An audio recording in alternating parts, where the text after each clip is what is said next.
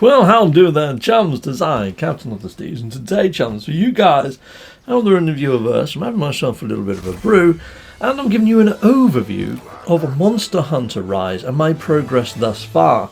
I've been doing loads of this sort of side story quests, and up in my ranking with inside of the town and community that is Monster Hunter Rise. Yeah, in-game, obviously, in-game. Hold on, let's have a little sip of this.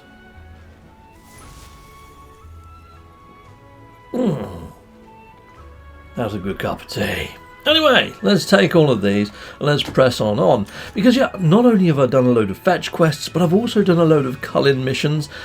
A lot of small creatures, more so than large, because I've been trying to get through all the 1-star missions, and I've now started to hit on the 2-star missions. Anybody that's played Monster Hunter Rise, you may recognise some of these missions. I'd imagine you've done the similar ones. Heck yes. So this one I had to go and find some barnacles or something. Who freaking knows? So I'm probably about 3 hours into this actual game now, and I still haven't come across a really big, challenging creature. But then again, I am in this downloaded armour. Now, this downloaded armour, I understand, is a bit of a trap, because it gives you overconfidence. So soon I need to get out of it and into a different gear, which hopefully I'll be doing soon. But anyway, cooking time. We need some food.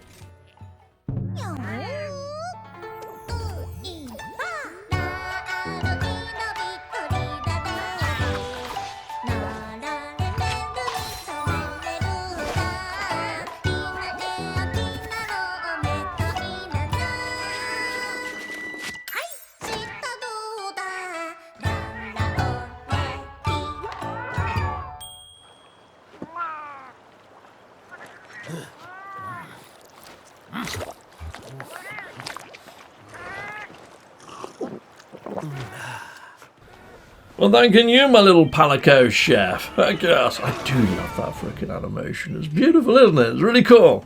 Yeah, the actual game itself is quite a nice looking game. I mean, originally I said, you know, Monster Hunter World is a better looking game, but I think after you've been playing Monster Hunter Rise for a little while, that sort of blends away, and you're like, okay, well, this is actually not a bad looking game for a port, to be fair, to be honest. Heck yes.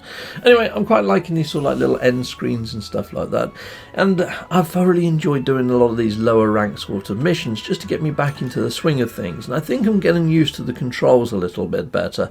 There was this mission that was a right pain. If you start all these creatures, they run away and disappear and despawn really quickly. I got the whole family in a row there. I thought I even killed the baby, but no. Pierce shot. I killed both the parents. The baby can go do one. I felt so bad after doing this mission. I had to go make myself a cup of tea. I was like, oh, you have to rip their tongues out as well. You have to collect 3 popo tongues. The actual fudge. Yeah, it's not good, is it? It puts a whole new connotation to washing your mouth out with soap. Yeah, it's just ripping out their tongues to complete a mission. And they're little defenseless creatures. They're herbivores. Just murdered them. And the little baby runs off, Mum, Dad. Just destroyed that kid's dreams of being a fully fledged baby. So wrong indeed. Oh, I come across a giant frickin' bunny rabbit. Yes, like the Easter bunny. I murdered that as well. I think I've got some footage coming up, people. I'll let you watch that and enjoy it. On a frosty mountain range, far from human haunts,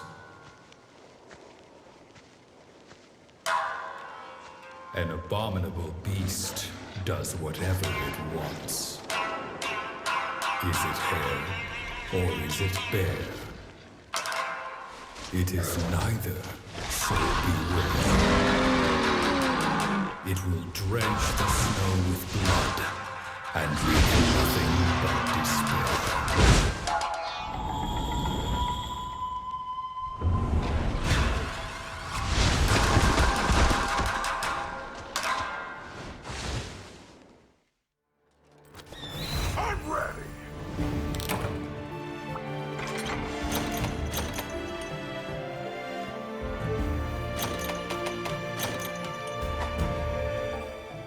So the hunt for the Easter Bunny has come to a close, people in the viewerverse. There's my quarry. Take this, frickin' Easter Bunny. Yes, I just threw a menu at you.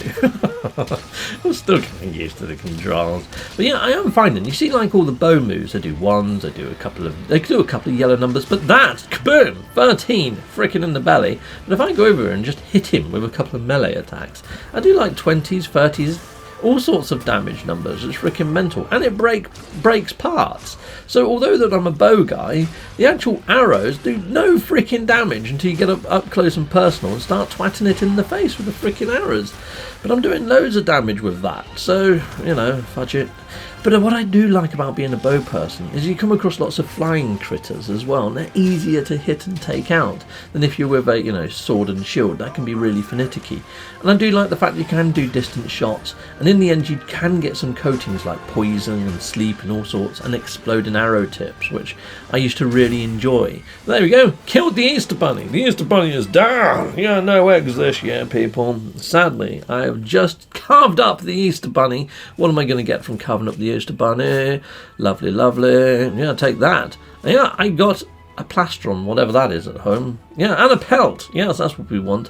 When I first saw that, I don't know why, but my brain said Lamborghini. It'd be nice to have a gull-winged or Lamborghini just turning up inside of this. Yes, I like the Countach. The Countach is my favourite.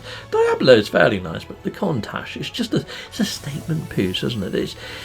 I used to have the picture on my wall as a kid of a Lamborghini Countach, a black one. It had sort of like a nice sort of orangey sunset in the background. Oh, it was brilliant. Yeah, I always wanted a Lamborghini. In fact, I've still got a Micro Machine car, a little mini Lamborghini Countach, a little white one. Yeah, it's pretty darn cool. Actually, I'll go get it. 1 second.